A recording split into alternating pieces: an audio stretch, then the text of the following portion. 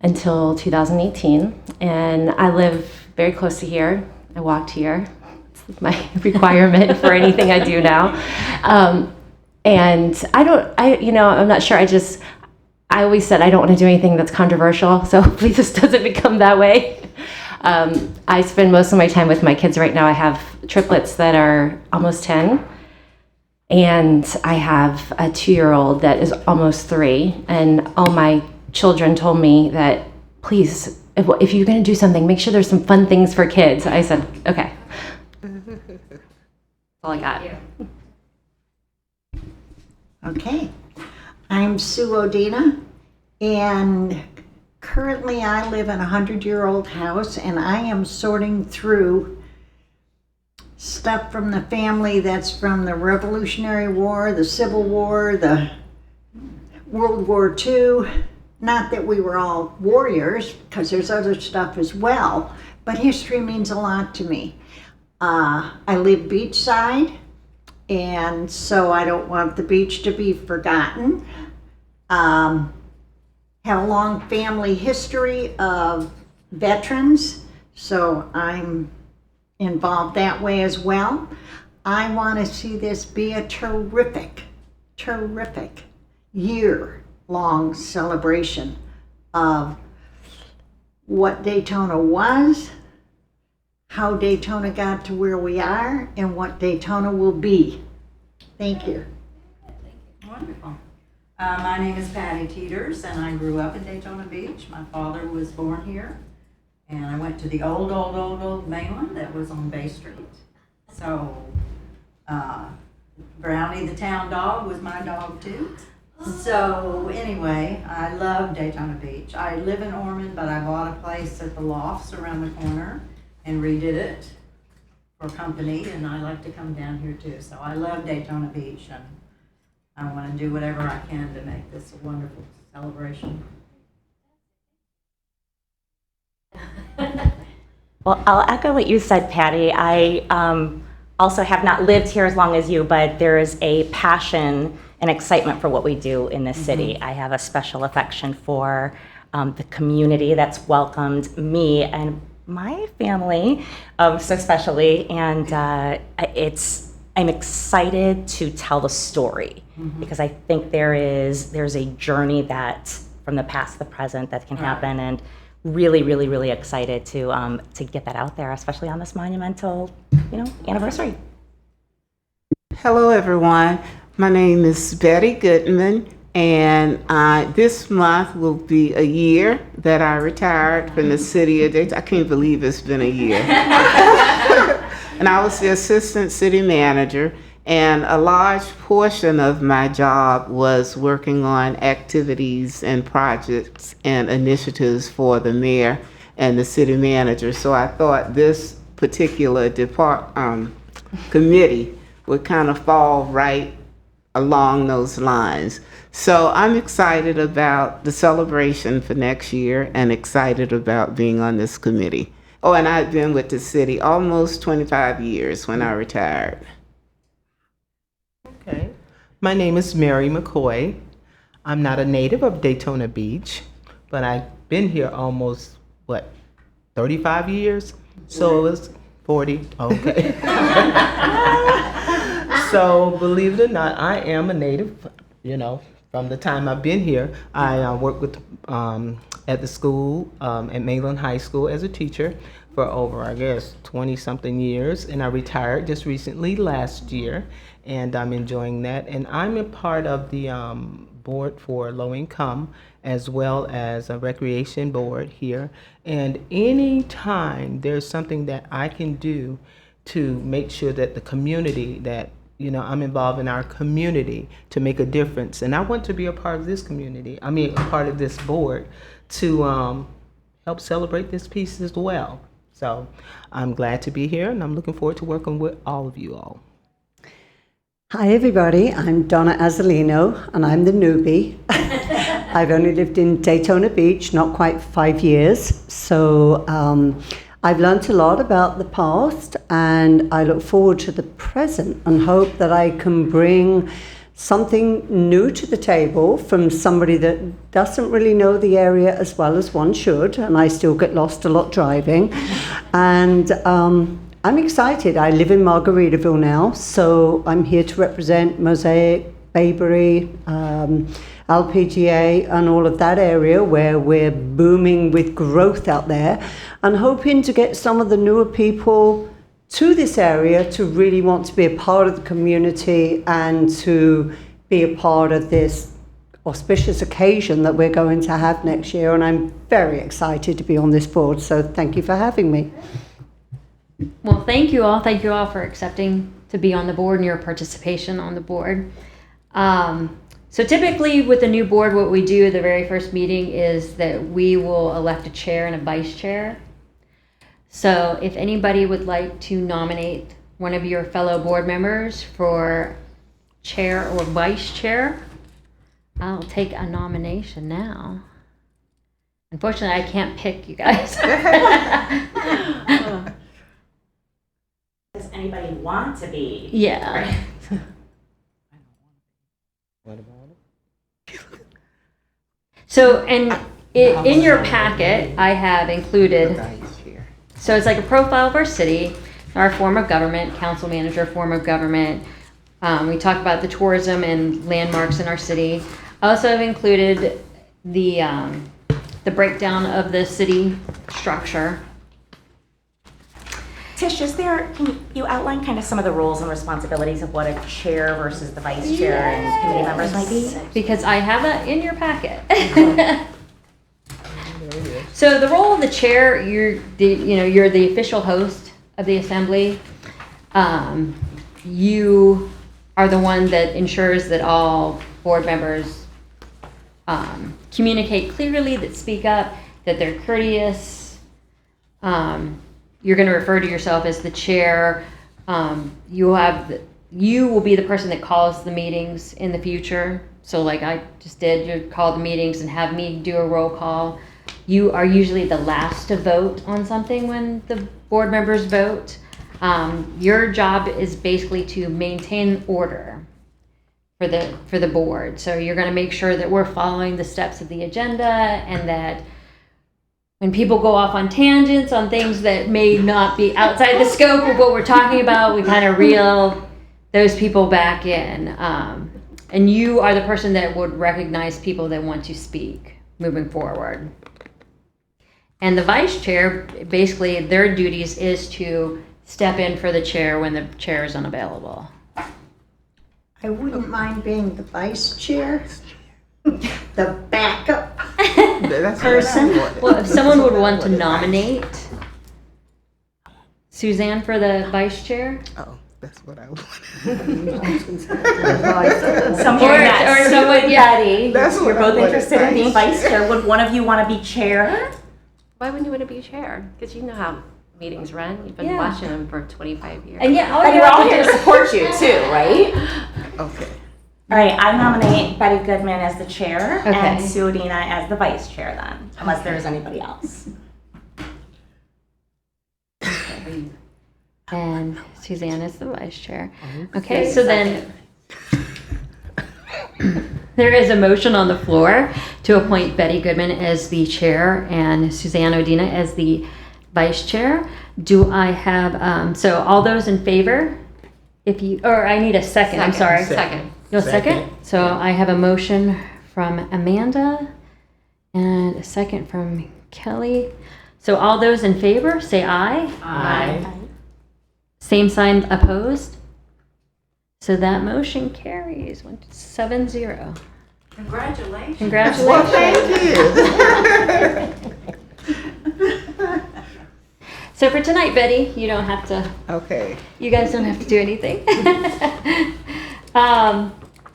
So thank you. So our next presentation is just staff reports. I'm just briefly going to go over, I'm not sure how many of you have served on boards before. I know a lot of you have. I just want to quickly go over like expectations generally of what a board does. So we'll have regularly scheduled meetings. In the resolution that adopted this board, The minimum amount of time for you guys to meet is quarterly, but at the board's pleasure, you can meet more often than that. We have something called open meetings in the Florida Sunshine Law. So these meetings require that all boards are open to the public and have reasonable ADA accommodations. My office will take minutes and do minutes for these boards. We will publicly notice the boards. When I sent out you guys the agenda, at the same time we posted the meeting on the public so the public can attend and participate. And we do want public participation in these boards. My office will set the agenda and we'll get it approved by the chair of what's going on the agenda. Yeah, I'm kind of rebarring there. Public comment quorum. So in order for us to be able to vote on anything, we must have a quorum. This is technically a 9-member board, and so we'll need to make sure that we have at least, I believe it's 5 members here in order to vote on something. If in a case where we get together and we don't have the required number, we can still meet and discuss. We cannot vote on anything. Letitia, you Yes. said 9 members? I believe it's 9 members. I thought it was 7. It's not 7? No, the city manager had a appointee as well. Oh, and okay. technically the mayor has 2, but he's only so far made 1 Oh, appointment. okay. All right. Can I ask a question about Yes. what constitutes in person? It does it have, or what constitutes quorum? Do we have to be in person? Or is Yes, there, it has to be in person. Because under Florida statutes, even for the commission, like sometimes you'll see a commissioner call in, or that their attendance doesn't count as a quorum. The only time it did was during COVID, and God forbid we don't have anything like that happen again. Regular meetings, up to the chair and the vice chair. The other thing that I have on, it's page 11 of 14, it just talks about parliamentary procedures. We're going to try to follow the Robert's Rules of Order. We're not going to be as strict as Robert's Rules of Order, but that's what we use as our guide for our meetings. I'm going to make sure that everyone speaks and speaks up and participates in this, and to be careful about side conversations or personal or off the record. When it pertains to the business of this committee, you should not interact with each other. So outside, you can see someone, that's fine, you can talk and hang out, but you shouldn't discuss committee business outside of a public setting because that's part of the Sunshine Law. Now, we might be able to break off in subcommittees. So if like, okay, well, these 3 people or these 2 people are going to work on this, that's fine, but it still has to be conducted in the public. That means that subcommittee has to meet, we have to notice it, and we have to make sure that everything is transparent and open to the public.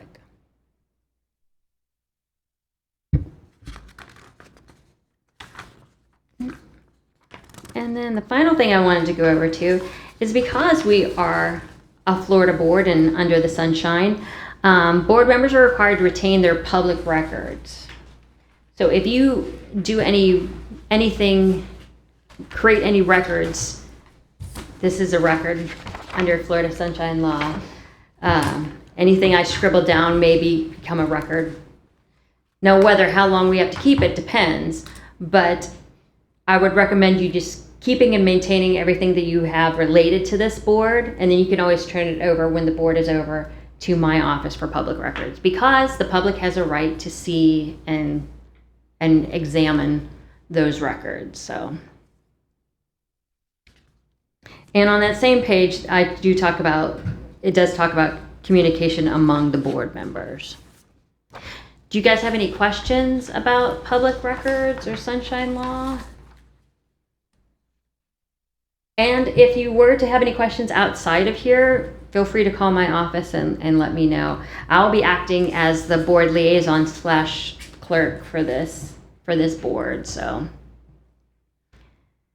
I said my office will be putting together the agendas and with the chair and moving forward from there. So I yes, do ma'am. have a question. Will you tell us what does the city expect from this board? Okay.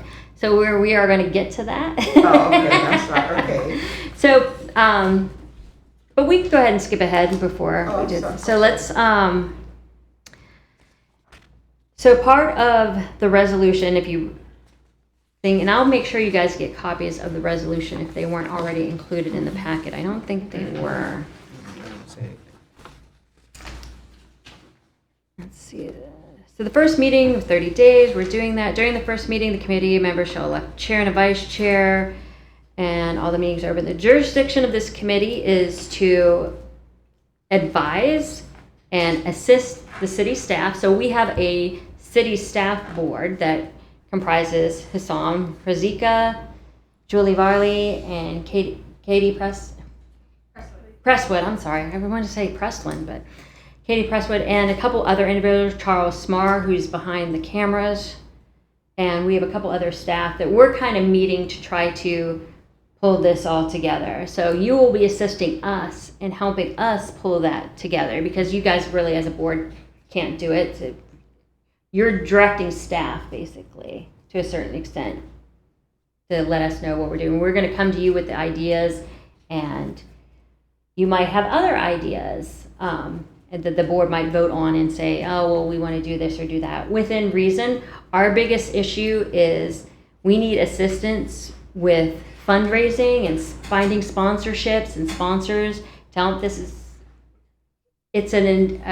We have lots of ideas and great ideas, but it is going to cost money in order to bring this to fruition. So we're trying to figure out our budget and figure out what we can do and how we can get other community partners involved. So that's really what also, we might need some help in the areas of history.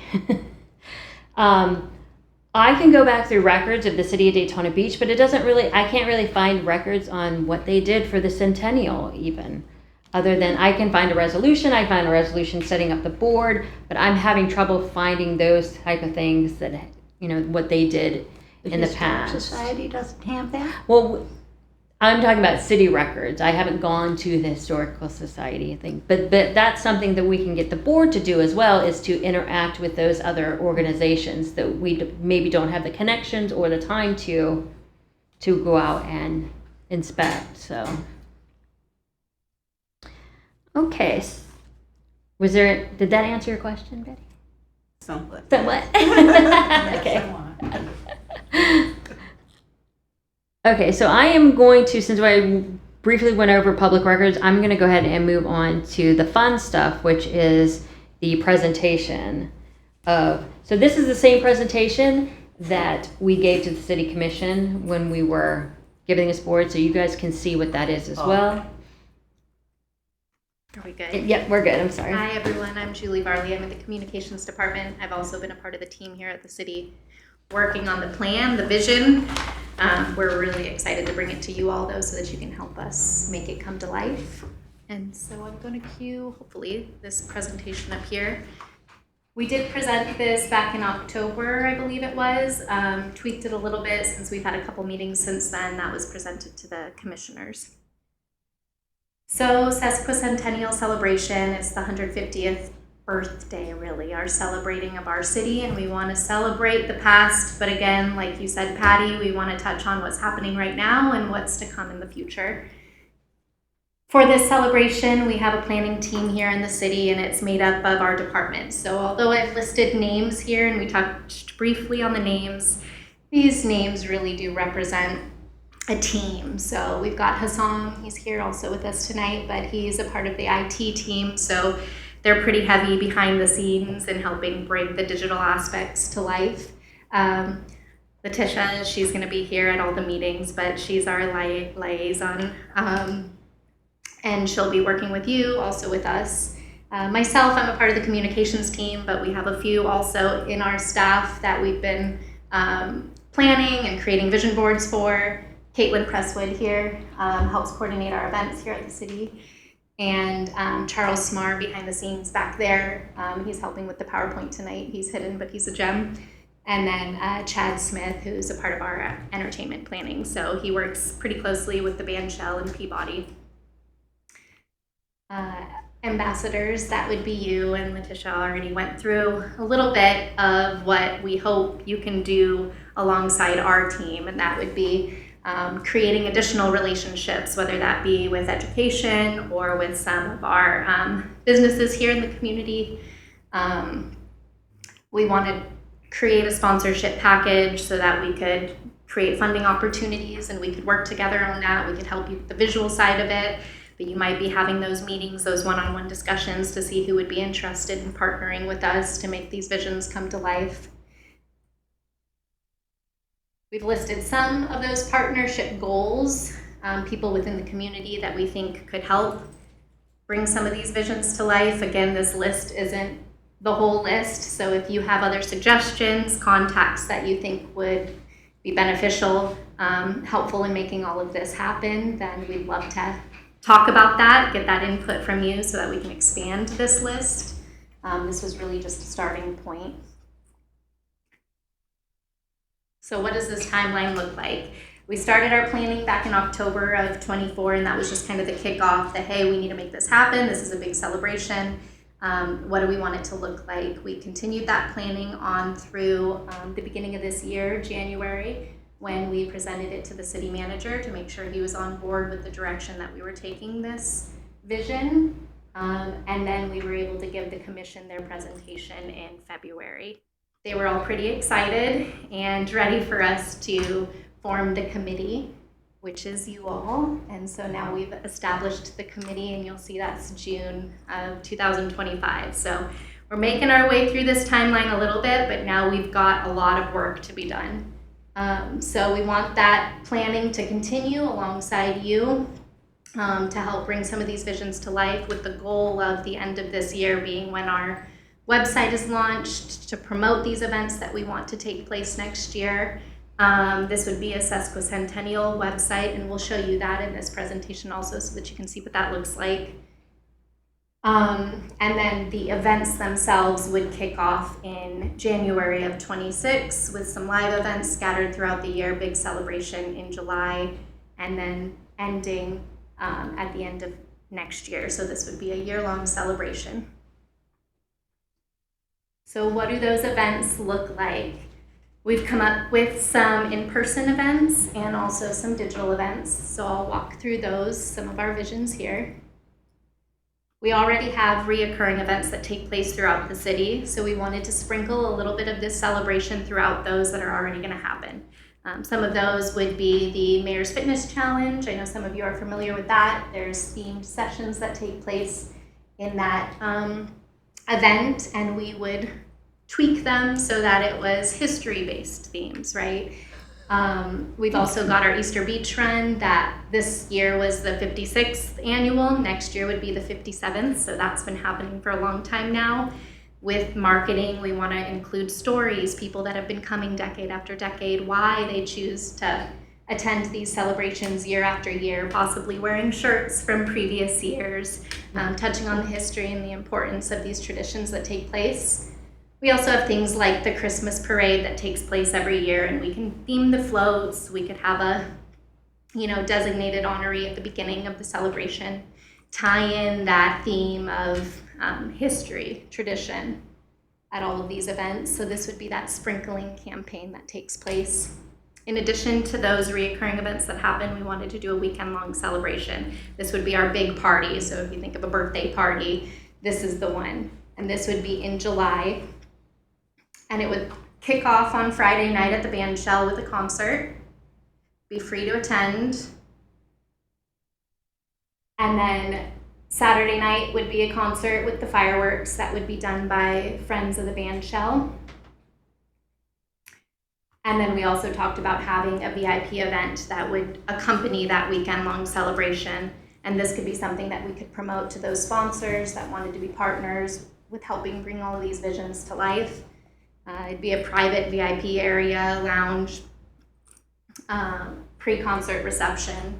Again, these are just initial visions of what we wanted that weekend to look like, and we can expand upon these ideas.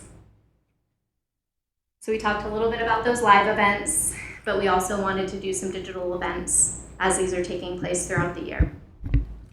One of the digital events would be a program called Agents of Discovery. This is an app. Our IT team looked into this, also our Parks and Rec department. Port Orange uses this app for their residents, the community, to interact with history throughout the city. So it's an app you download on your phone, and then you're able to kind of scan your environment, and it pulls up either trivia or it answers you questions about the location. So we have a lot of landmarks here in Daytona Beach.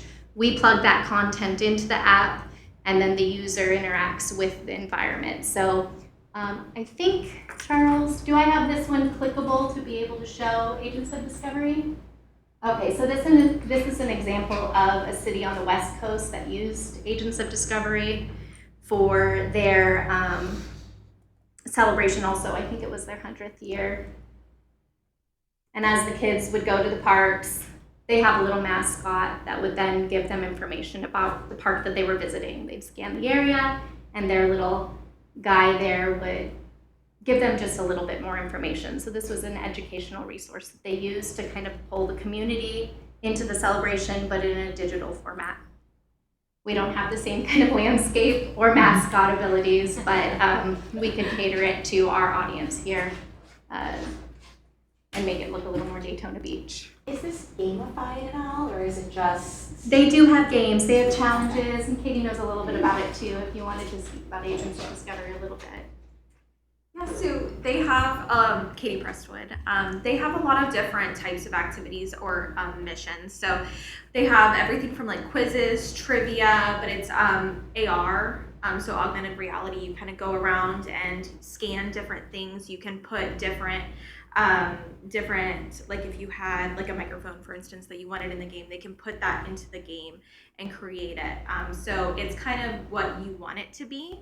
And everything's very customizable. So like Julie was saying, like that mascot, we can create our own. It can be an alligator or a shark or whatever we think would be best for the city. So lots of different options.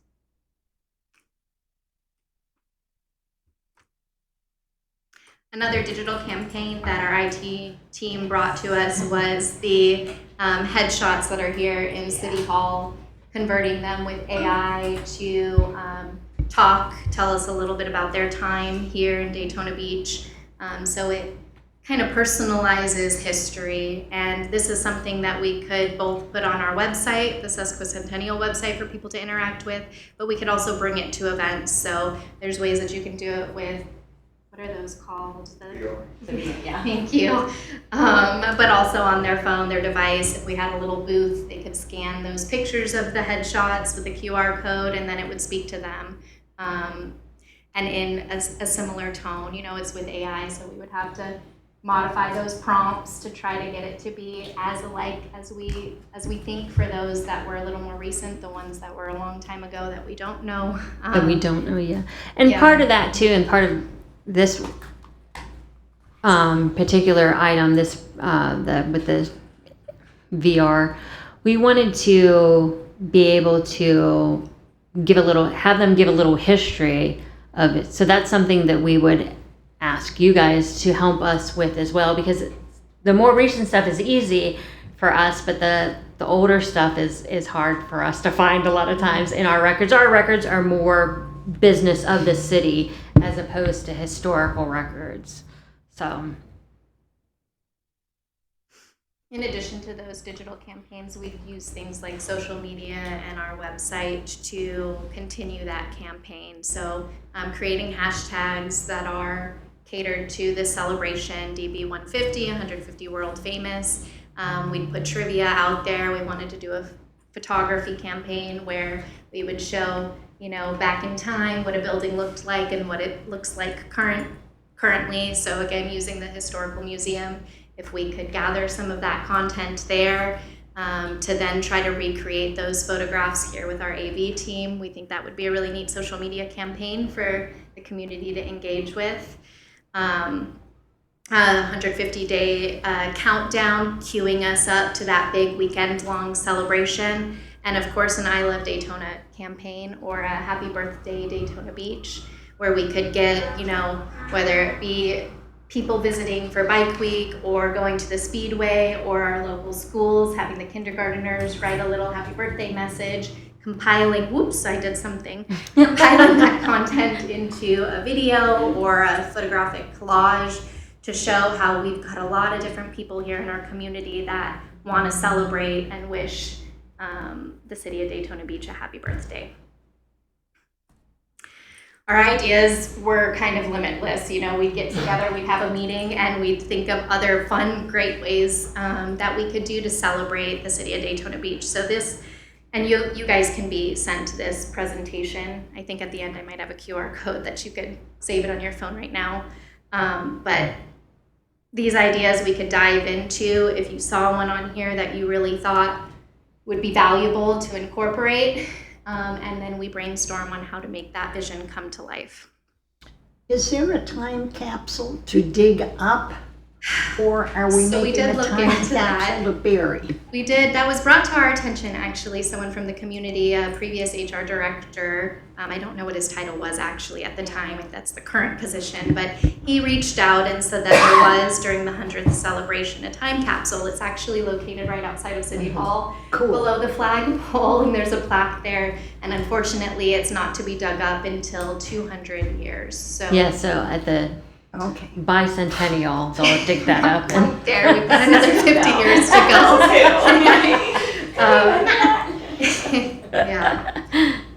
But great idea. I think maybe if we did a digital time capsule, I don't think that's a bad idea. We could put some, history into it, a timeline definitely. If we end up doing a timeline, whether it be virtual or a brochure, or maybe even scale it up and have it be a mural, have a local artist help contribute.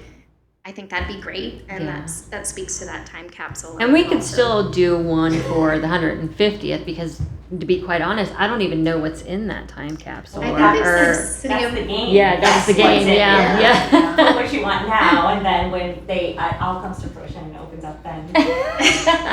I was So they gonna, sorry. Go ahead. No, I was going to mention something about a mural. I thought that would be really good, and I actually have a couple of artists I can probably pull Okay. on for that. So that do murals all the time. And that's what they do. So I just thought a mural would be really cool, something to have. Yeah, that's a great idea for us to kind of dive into that concept and see how we can make that happen. So branding, marketing, I'm in the communications department, of course, so visually we wanted to figure out a way that we could showcase the Sesquicentennial celebration, and so we came up with a logo, but in various formats. So we've got the seal version, the one at the top there, and then the word mark version, and depending on what it's on, we'll determine which option is used. Again, if you're scaling something larger, you use a different version. If it's going to be a lot smaller, let's say it's a patch printed on a hat versus something on a letterhead. We incorporated some of the traditional seal there in the background, in addition to the current branding of the city of Daytona Beach, the world famous Daytona Beach. Our IT team also started working on the Sesquicentennial website, which will showcase a shop. So this would be an e-commerce website where it would be direct to buyer. So we wouldn't be managing the merchandise here at City Hall. If someone saw a shirt that they liked online, they press purchase and it goes straight to their house versus us having to manage that inventory here. It would also list a calendar of events, and I think I have screenshot some of these pages. Okay, so I'm gonna pull up that next slide. This is a visual to kind of show you how we would showcase some of the events that would take place throughout the year, the ones that are reoccurring, right? Like the Crab and Seafood Festival, Easter Beach Run, we touched on, Mayor's Fitness Challenge. It would give the details about when that event's taking place, some of the themes that would be incorporated that tie into history. And this would be in addition to our city website. And then here's the visual for the merchandise that I was briefly talking about there, where it would have the shop item branded for the Sesquicentennial, so that if anybody from the community wanted to wear some of that swag, they could purchase it from this website and it would go direct to the consumer. We would also, in addition to these pages, have that timeline listed there, a little bit of history, and then any of these social media campaigns would be fed onto this website. so that it's kind of all housed under one umbrella. So how do we get the word out there? We need a little bit of a marketing strategy. Some of the things that we would be doing would be digital marketing in addition to printed collateral. That website that we touched on a little bit, social media campaigns, and then we have ongoing newsletters that we already create here at the city. That's our city manager update. We have an e-currents that's an electronic format. Our utility bill that goes out has a newsletter also included with it. And then of course media releases to our local media channels. For printed collateral, we wanted to do a brochure, which would show the history and timeline, and then redirect people back to these digital resources that have a more detailed and in-depth description. Banners, we'd love to do a banner campaign throughout the city. So we have some locations already with the poles, and we would put those banners up on each of those poles, and then where we do have the fixtures available, like at Cypress Park, we'd put a banner up in those locations too. And then of course merchandise. So in addition to the swag on the website that people could purchase, we wanted to push that swag out to our city departments, including fire and police too. So I know fire department, sometimes they change up their shirt depending on if they're sponsoring or supporting something. So it would be nice if they could have some of that swag so they could represent the celebration. To end the year, and I'm a little out of breath here, and I'm sorry if I've gone too fast, I've kind of sped through this presentation, but we wanted to finish off with a publication that would encompass the history and then also these events that take place throughout the year, and this would be something that we would promote and sell at the end of our Sesquicentennial celebration. That's the close of the presentation, but now we can open it up to discussion and ask questions and see how everybody's feeling. Good job. Julie, I would like a copy of that. Yes. We're gonna make sure that you all get a copy Okay. of that. Okay. So if we could get the coasters too for next time. We'll get it. Okay. Okay. Thank you. So who has questions about? Oh, there is the QR code. I thought I Okay. had one. So there's a QR code there, but we could also email the presentation to you. I'll email also. the presentation. Is that So QR code available to the public right now, or is it just, I guess? It's the presentation in a PDF format, and it's been available. It's a public since- record, so. Yeah. I answered my own question. So do you guys have any questions so far, or do we bombard you or overwhelm you? Well, you've The only put thing a lot of is- thought into it. That's great. The only thing is I'm noticing, and living in a 55 plus community, which a lot of we have down here, I love all the digital stuff, but you have to realize there are many, many, many, many, Yes. many seniors that this would frighten the life out of them, basically. And so I know you were saying about ordering the items online for people to buy. I still do think there should be a time when they can actually physically come out and purchase them. I agree. I think it would be great if during some of our live events, we have our own city booth Yeah, set up there yeah. to help promote Yes. these events that are taking Yeah. place, but also to sell t-shirts and some Yes, hats. I think that's a huge thing because that's when they will spend, when they're out having a good time. Yeah. They won't always get on that on that computer and do it. And I know that from our swag that we have where I live, and they're like they want to come. And when we just did a tunnel to towers thing. Everything was online months in advance. We sold 3 times more on the day of the event than we sold online. So it's just an observation. And we may not be able to have the same range of inventory available because we would need that seed money to be able to get that merchandise. Yeah. But I do think as the events go on, we can see what that looks like, how much people are buying, Yeah. and what kind of inventory we need on hand so that we can, Yeah. put back into the Yeah, funds if yeah. we need to. No, But understandably. that's a great I just think suggestion. that at some events, if I know when I attend an event, I like to Yeah. take something home with yeah, me too. exactly. So it's Happy to man up any booth on that. Yes. Are there going to be any other events besides the 3 that, or 4 that you mentioned, like the mayor's fitness and the race and all that?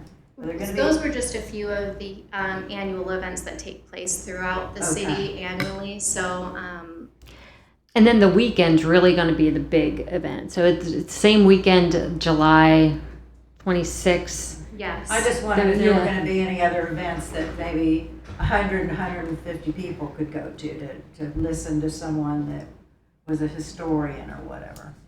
Any smaller things. Yes, we definitely want to do the sprinkled events throughout the Okay. year, and there may be opportunity to incorporate something like that, having a designated speaker at one of our other events. So just off the top of my head, or Katie, I don't know if you can think of any that would be good for a speaker. Well, that can be decided. I just Yes. think Yeah. this is all so computer generated that And I can older compile that people list. like me, we like the human contact. I can Yes. compile that list. I'd say there's a good 10 to 15 that happen annually throughout the city that we put on every year that we were gonna sprinkle the celebration into. Okay. And I can send that list to Tish. That includes, the Christmas parade, the Christmas Right. party that happens. I'm trying to go backwards here. Halloween festivities. We do a concert series that happens in Midtown also. That takes place monthly, I believe it is. There's a market, an artisan market that's happening in the fall, and that's over by YSG. But we've got a lot of those events that are reoccurring events that we wanted to bring this Okay, 'cause theme the into. Historical Society is really good at Yes. having people that I'd your love to have talks a about- contact Yeah, there with too, the- so we can utilize You that said facility. July 26, or is it July in 26? It's July 26th in 26 is Okay. when.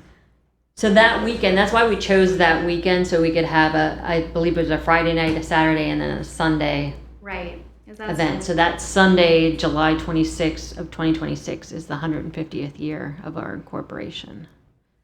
So your strategy is kind of to take some of the things that are already reoccurring traditions and then just overlay this theme on top of them.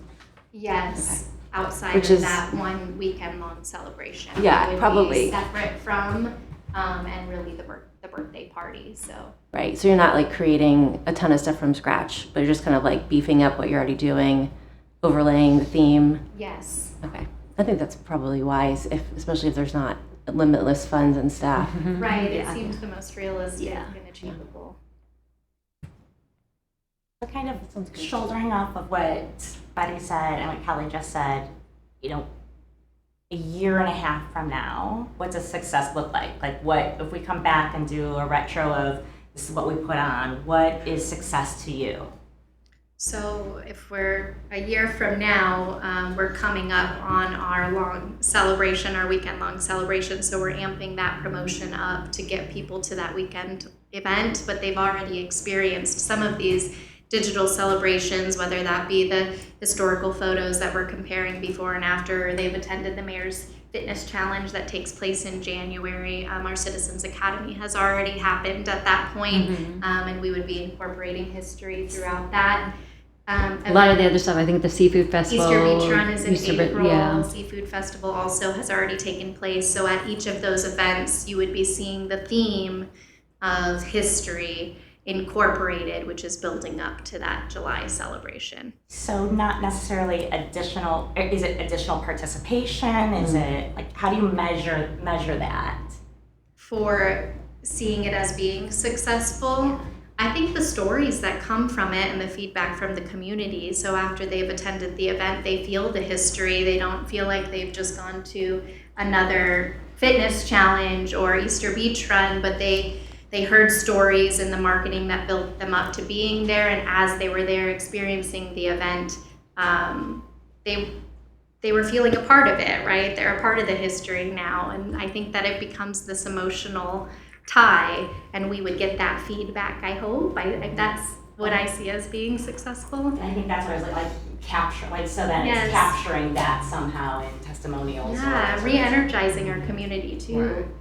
Just highlighting those particular pieces by basically tying the history of what you want for the end result for each one of those pieces. Like you said, for the Mayor's Challenge, you may have some, because we always have some type of rewards or something like that when people are there, trivia, to bring out that information that you want. Going not only the Mayor's Challenge, but the Easter Beach Run. You're starting it off with something that is going to tie into that history. Right. So instead of reinventing a whole lot of things, you're using the things that we already have and upping them up with the history in front of it. That's what I'm hearing. Yes. Okay. I think also something we should look at is that a lot of people that have just moved here, we need to really be able to make sure that they know about these events, because I know everybody doesn't. I didn't know about some of those events, and I've lived here for 5 years. And it's not that I'm not, reading stuff and in tune with stuff, but I did not know about them. So I think we need to make more of an effort to get some of the newer people that are moving in more aware of these opportunities and these events that are going on. I mean, I'm embarrassed to say I did not know about some of them. That's okay. That's So- okay. Yes. But I'm just saying that, and I'm out and about and doing a lot and this, that and the other. So if I'm not seeing it, I know a lot of other people are not seeing it. And as the newbie, at least I can bring that. You all know it. You've all lived here a long time. I've not. So we need to pull on that to make some of the newer people more interested and more aware and more in tune with Daytona Beach and get them involved. Yes. I have noticed your marketing department has been doing an amazing job getting information out.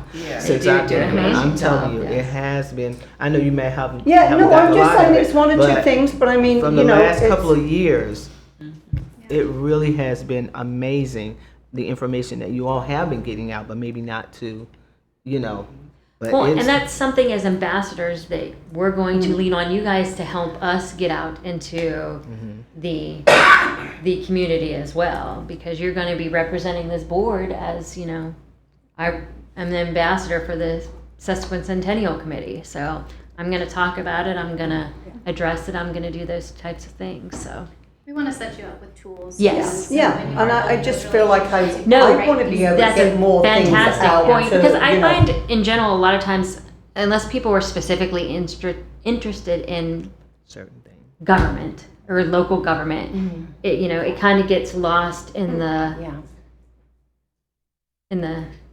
in the rush of everyday life and what you're And that what you're wasn't a already got to. detrimental comment. No, Please don't take it as that. absolutely not. I We was did embarrassed not that take I it that didn't, way you at know, all. that I didn't know about This it. is and I'm what like, we need to "Now, hear." why didn't I know about this? Yeah. You know, I'm asking Yeah. myself that question. Where should I have been looking more to know about this? I mean, it's a reflection on me. No. I'm sure I'm not the I mean- only other people that maybe are newer to the community. I want to get them involved. That's a question we're always asking ourselves in government, is how to reach more people and how to.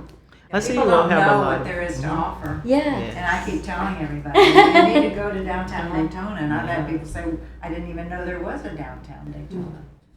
And You have a lot there of is a lot to displays. offer. Yes. Mm-hmm. Yes. I agree. There's a lot to offer here in the Yeah. city. And how we communicate and engage the schools and the young people, that type of thing too. That's something that we're gonna need assistance Yeah. on.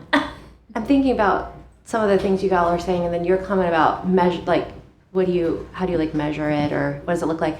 And then I've had all these other conversations with people in different organizations about like why people participate in things and why do they stay.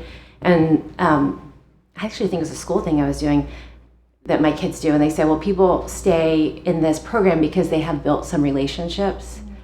And I just wonder if there's something about the events that we already do that we could work on to give people an opportunity to build more relationships. I don't know what that looks like in a government. I know, like in churches and schools, and you get in smaller groups, you do all kinds of things you have dinner together. Yeah, I don't know, but I just wonder if there's things that are smaller and like personal, that it's not reinventing anything, but maybe it's like augmenting something, because that's why people stay. And like a lot of people, I mean, we have so many new residents coming here. I haven't even been to some of these places yet.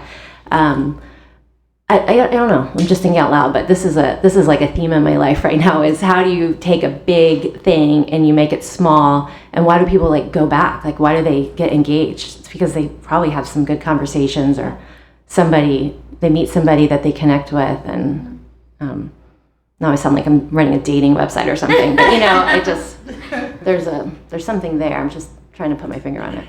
Connections are key, and that's, whether it's the seafood festival in Midtown or the Daisy Stockman Park and the concerts that are there, and when you go out and think, oh my gosh, this was just amazing. So it is about being that steward and ambassador. But Kelly, I think you're right on. It is how do we make those connections, and part of that is that I think that ambassador, what we are doing here is making the connections with other people outside of us who are obviously here and passionate and committed to this. That's why I was saying of some smaller events scattered through the year. And it's also repeating the same message. At all of the events, talk about the celebration.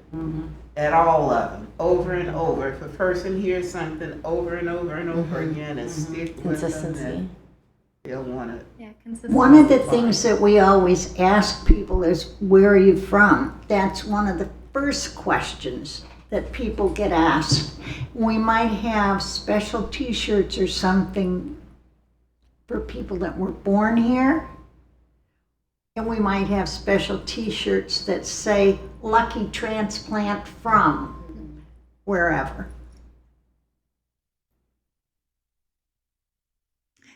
I think that's great. I think even at an event, we could do an interactive piece, right? So maybe that's a sign or a billboard, and they're placing where they're from, but they're here now, right? Local to Daytona Beach, but came from, and they put a pin on a board or a sticker on a map, and then they're engaged with the event, but they're also showcasing who they are.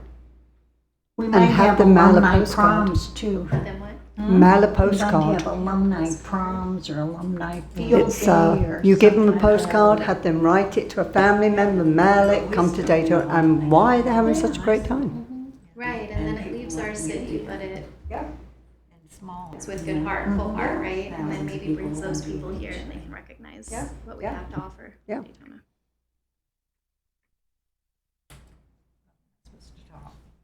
No, I'm sorry. that's okay. I'm not supposed to talk. You can talk about anything but what's going on right now. Well, that's what I was talking about, Yeah. but I'm not supposed to. Okay. Do you guys have any other questions for Julie? Thank you, Julie. Thank you. It's always a great presentation. So moving on, we're going to choose our next date to meet.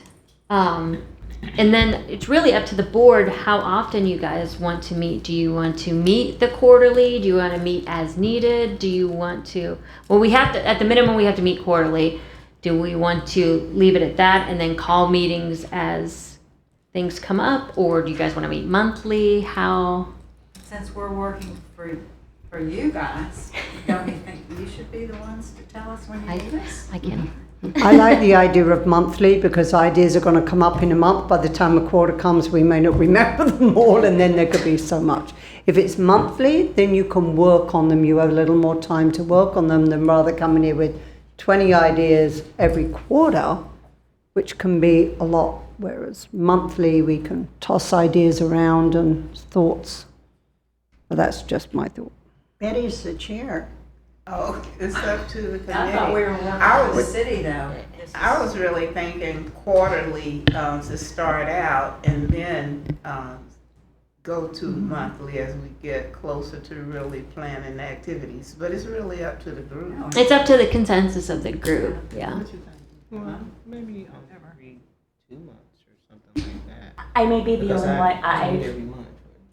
I feel like I want to understand a little bit more about what, and I don't know if that's a workshop, I don't know if that's a meeting, I don't know if it's something where we can just kind of sit and say, okay, like a charrette almost, like just throw ideas up here and tell us what you have planned. What do we not do? What do you need us to do?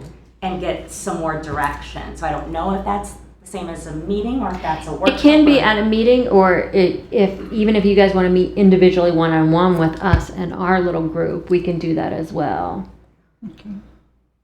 I think we need to have an outline at the very beginning of, to streamline something for what we want to happen in this next, well, if we have it in a quarter.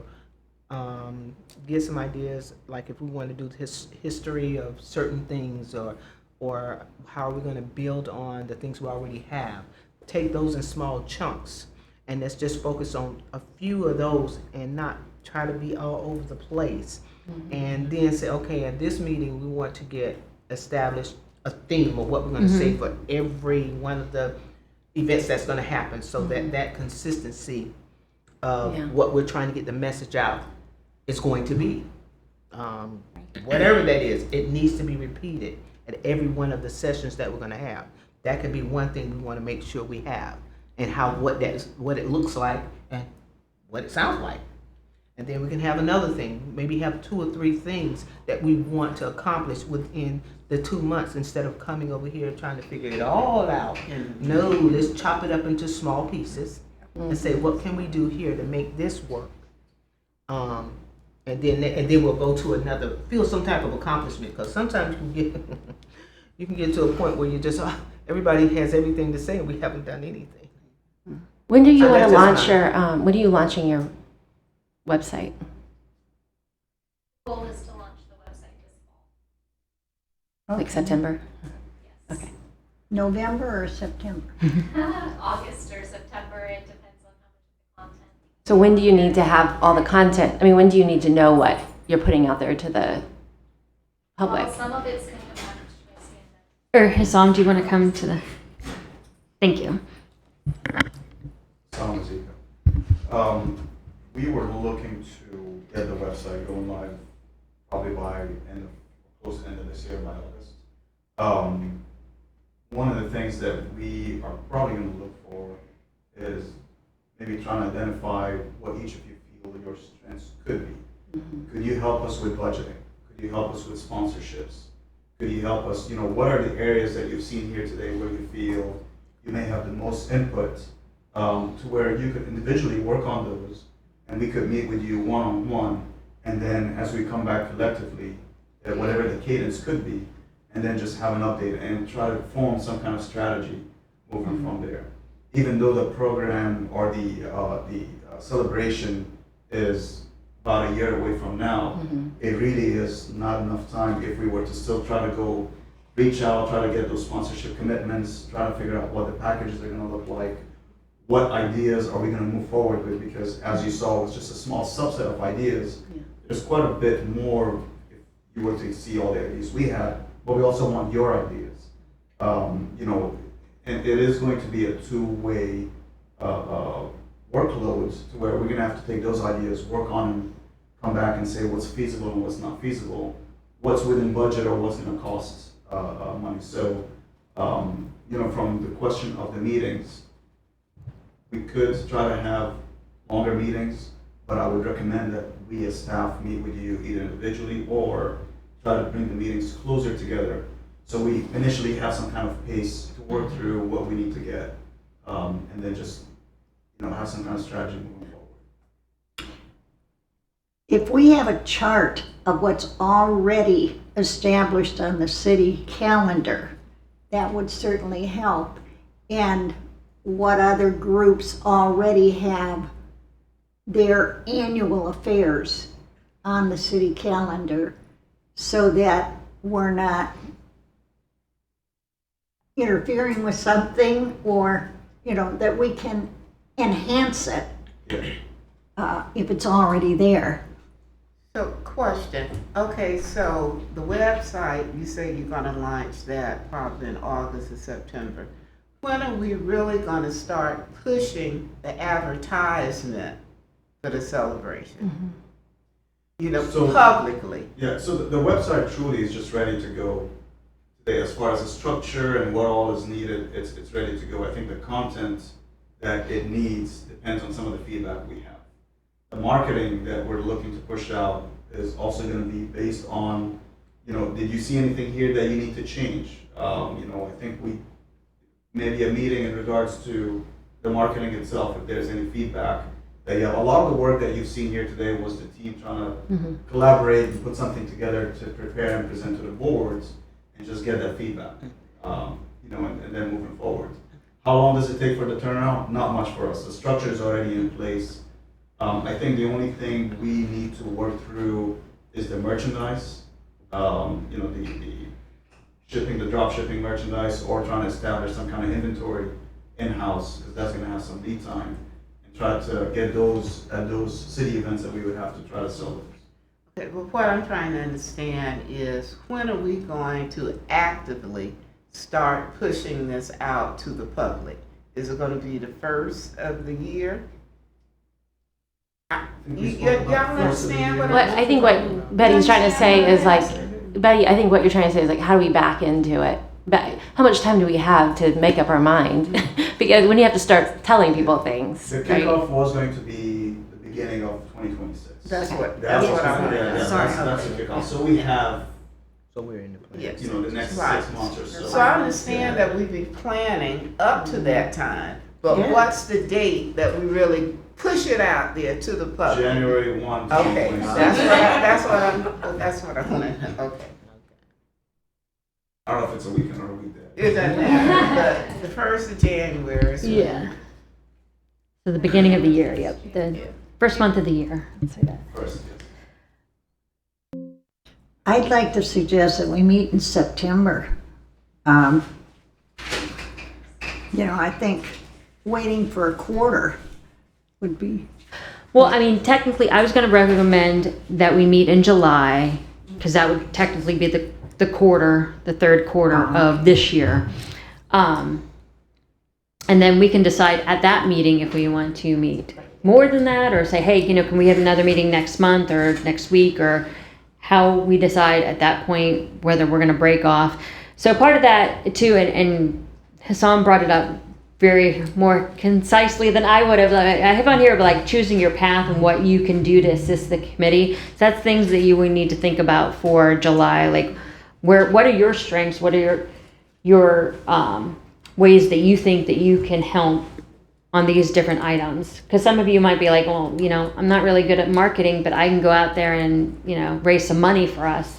That's probably whenever we talk about this, all I can see in my head is dollars. Because I'm that, that's part of my job is like, oh my God, I'm seeing dollars and things like that. So I know budgeting is going to be a big thing that we're going to have to push through, and how we get other partners involved. I'll be There's- gone in July, but I can, Okay, so participate by Zoom or something. I just won't we be can do that, involved. yeah. Do you guys think have a maybe- budget yet? I mean, do you have a budget, like a working budget yet? Yeah, we Okay. started the budget, but it wasn't ready I'm sorry. What's your, to, we have the budget started, but it wasn't ready to present tonight. okay, but like in July, we could see kind of like baseline and then what the Absolutely, shortfall yeah, is. And, primary things, okay. how much that banner campaign is gonna cost, if we wanna do it Okay. citywide, that weekend-long celebration. We got some quotes from the band shell, but we needed to compile that before presenting. I think maybe an email telling us the different areas where you want help. Okay. And then we can think about our strengths before the next meeting and then come back with you for some input.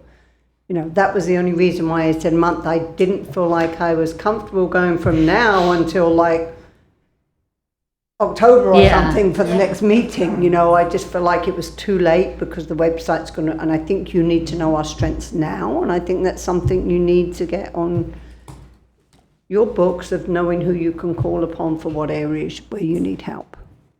And at the next meeting, hopefully our other member will be here as well, So I was going to suggest to the group,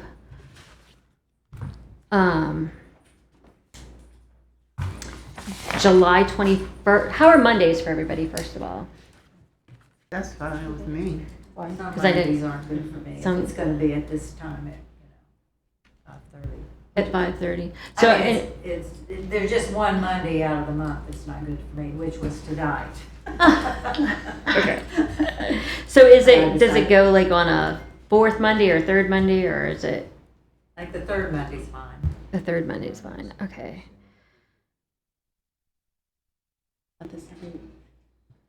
So I was looking at July 21st.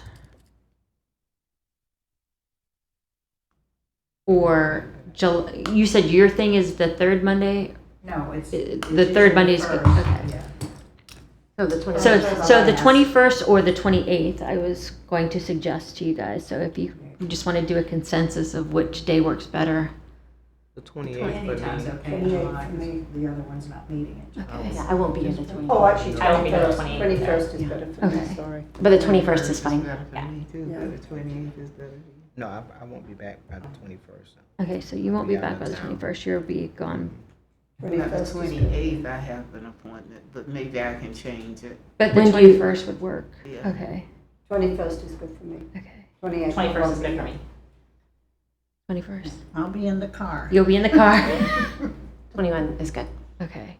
So, but 21 is not good for you. Well, it's so- okay. It's a possibility. I probably can make it back, but I'll be out of town until. Okay. All right, so based on the consensus, I'll schedule a meeting for the 21st, yeah. And then what I'll do is later on this week, I'll email out and see if maybe you guys want to meet with us one-on-one and the team until we can schedule a meeting so you can come in and talk to us about. Now, I'm on vacation next week, so, but I'll work on doing that, setting up a schedule to see. I think that would kind of, my next question was going to be, is there anything else that staff needs to hear from us to kind of get an idea of more strengths and weaknesses? Or do you have any questions for the committee? I think the brief intro helped Mm-hmm. with what you're, and then of course you can elaborate on that at our next meeting. I was going to say, if anyone has like connections within the community, so I know we had in the presentation like a list of some of those partners that we were really trying to reach out to. So if anyone has like, for instance, a connection at NASCAR, a connection at like Volusia County Schools, just different partners in the community that could kind of help us, that would be really beneficial to know so that we could kind of place you where. Okay, thank you. Okay, so if there's no more discussion about this, I'm going to move on to public comments. And we do have a member of the public speaking, Mr. Leonard Lemple.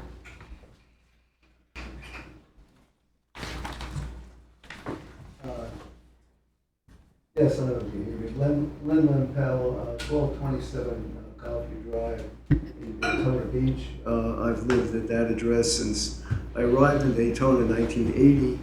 And a little bit about myself. I taught history at Bethune-Cookman University from 1980 to 96, and at Daytona State Community, well, it used to be Community College, now at Daytona State College from 1996 to 2015, and currently I'm Professor Emeritus in History at Daytona State. And I fell in love with Daytona's history and made a career of researching and writing about local history. And I'm glad that you're all celebrating the 150th anniversary of the incorporation of Daytona in 1876. And I just want to recommend to you to use the local resources.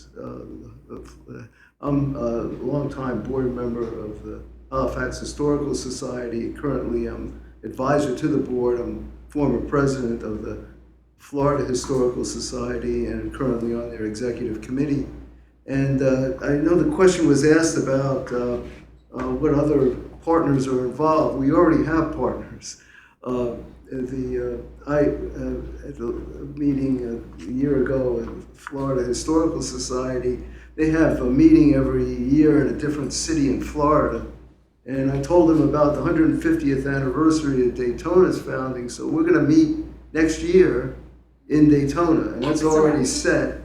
And next May 27th through 30th, about 150 historians, members of the Florida Historical Society, will be here in Daytona, and they plan some activities around that as part of your celebration.